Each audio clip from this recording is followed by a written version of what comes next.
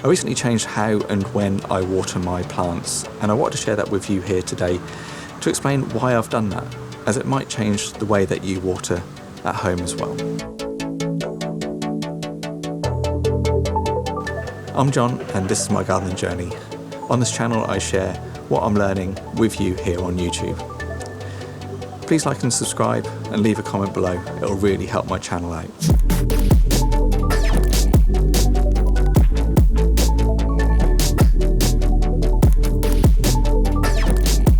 Until recently, I watered when it was convenient for me. Each evening, once the sun drops below the trees, I would head out and water my plants and vegetables. But I noticed that they had started to wilt by that time, and plants like tomatoes and gherkins really do need a good supply of water to do well.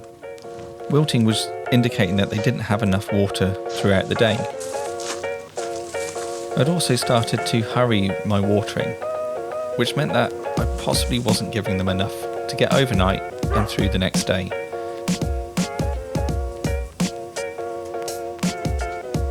I originally started watering last thing in the day as I thought the plants would actually get more water because there had been less evaporation overnight.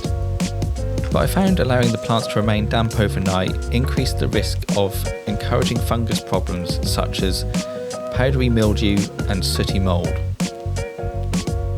So I've changed when and how I water. And if you water late in the day, you may want to consider changing too. The first change I've made is to water early in the morning, before the heat is built up and before the sun gets onto the plants. This gives the plants the opportunity to get the water they need for the rest of the day, but also reduces the chance of evaporation, as we're there before the sun is up.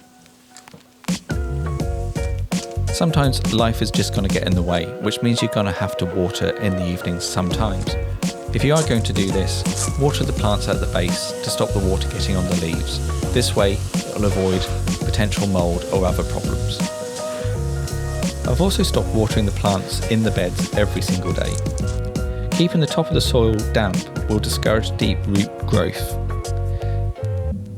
Deep root growth is really good for healthy and resilient plants.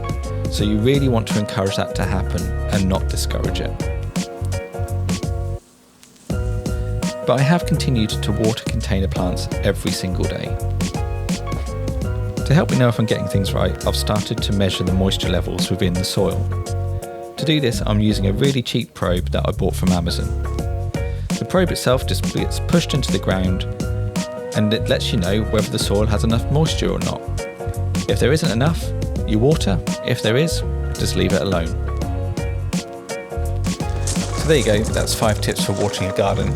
I hope these have helped, and I'll see you next time.